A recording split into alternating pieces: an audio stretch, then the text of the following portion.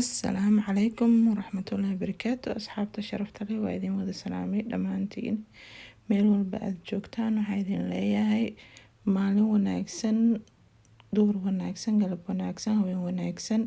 Maanta waxaa halkan idinku wadaa kuskus ayaan rabaa inaan idin soo gudbiyo ama nasoor saa u taqaaniin, laakiin ma ahan soorteene. Waa midii maaragtaya furfurka ahayd, waa kuskus ayaa la dhahaa. Marka 5 minutes aan ku karinayna insha Allah. Sidaas ay u taalaa baaketkeeda ay shop ayaa ka heli kartaa insha Allah oo cunto gado. Halkaas waxaa ku haysanaa qaadada shaaha oo cusbo ah iyo koob oo kuskus ah ayaan ku haysanaa. Koobka xigana waa biyo insha Allah. Intana sabiib ayaa noogu qasan. Intana waa olive oil insha Allah. Iyadana laba qaado una isticmaali doonaa hadduu Rabbi idmo. Marka haatan digsigeena ayaan diyaarsanaynaa, saaranaynaa cusbada, biyaha iyo sabiibka iyo saliidda intaas una isku qasaynaa insha Allah. Waxaan rabaa inaan digsiga yar ku sameeyo koobka biyaha hadda ku shubayaa.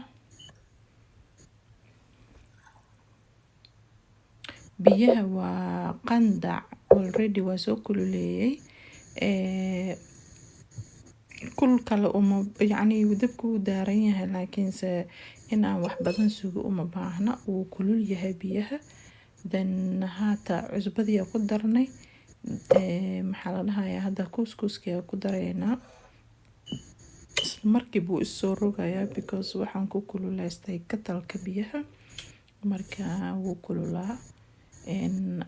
Haata hal qaado oil ah, olive oil lagu shubayaa. Olive oil waxay u yeeshaa xoogaa maaragtaa kuskuska furfuray ka dhigtaa. Way kala furfuraysaa si iskugu dhigin maaragtay insha Allah. And then kuskuska ku daranaynaa cusbadayna hore ugu ridanay. Haatan kuskuska ku daranaynaa insha Allah.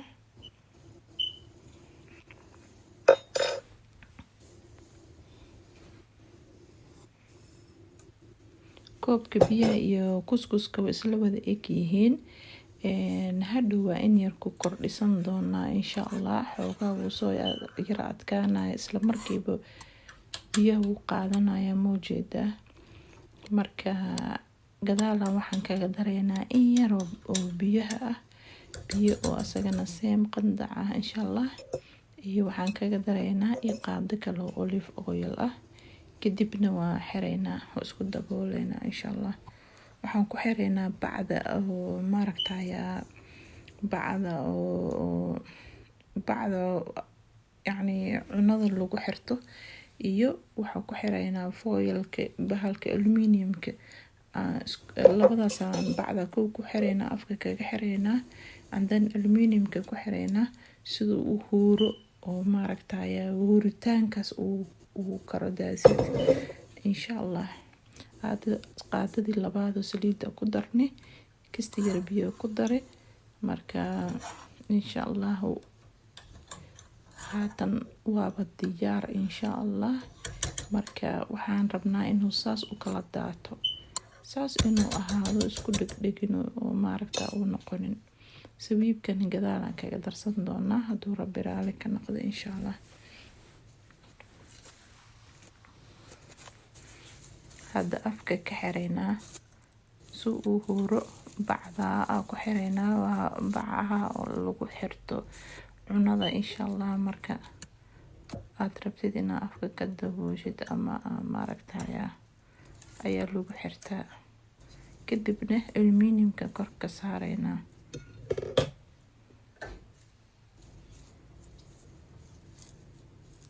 Aluminiumka hadeer saaraynaa insha Allah.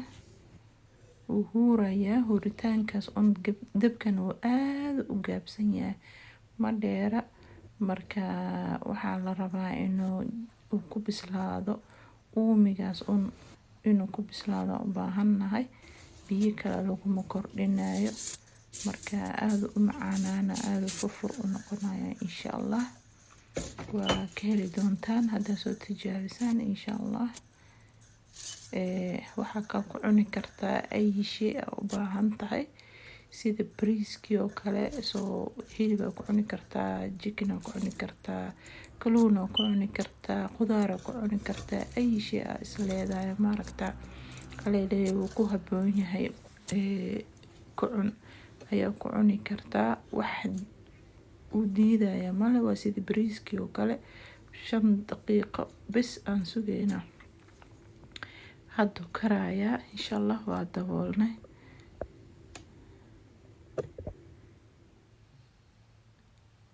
maasha allah maasha allah. haata hadeer bis waa laga qaadayaa, wuu karay bahalkii insha allah. sawiibka hadda dusha kaga daadinaynaa, ma u baahna saliida sawiibka inaan ku huurino. sawiibka dusha kaga daadinaynaa kadibna waa la gurayaa. daasid waa dhamaatayba, intaasuu ku eg yahay. kariskiisi waa wax sahlan maasha allah. iyada nooc kale aan u kariyana waa soo geli doonaa hadduu rabbi raali ka noqdo. khalaas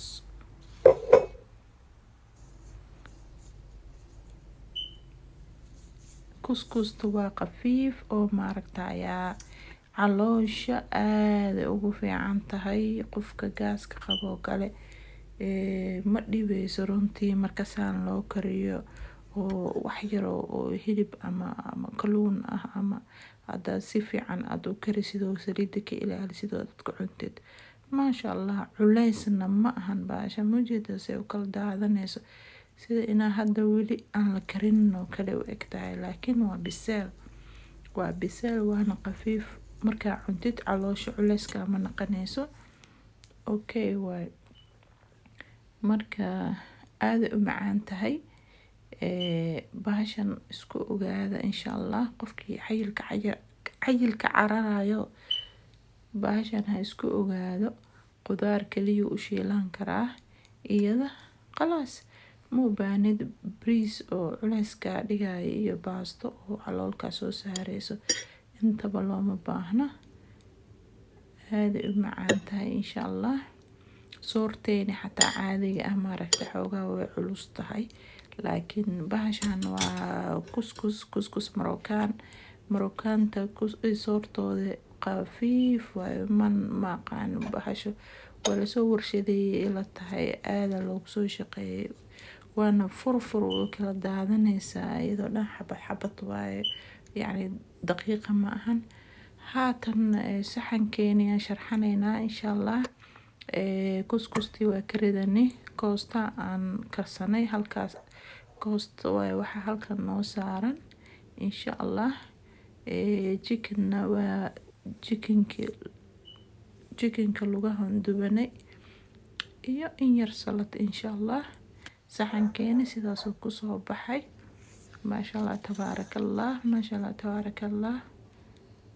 idinkana nala arka, soo dhawaada nala dhamiya insha allah. maasha allah saasuu kusoo baxay saxankeeni quruxda badnaa. waa wax macaan oo aada u macaan, ay shay ku cuni kartaa, waana khafiif wallaahi caloosha ma dhibto. ay shay ku cuni kartaa. marka bedelka baastada iyo bariiska hadaa gelisid calool waxa weeye way iska go-eysaa oo maaragtaa.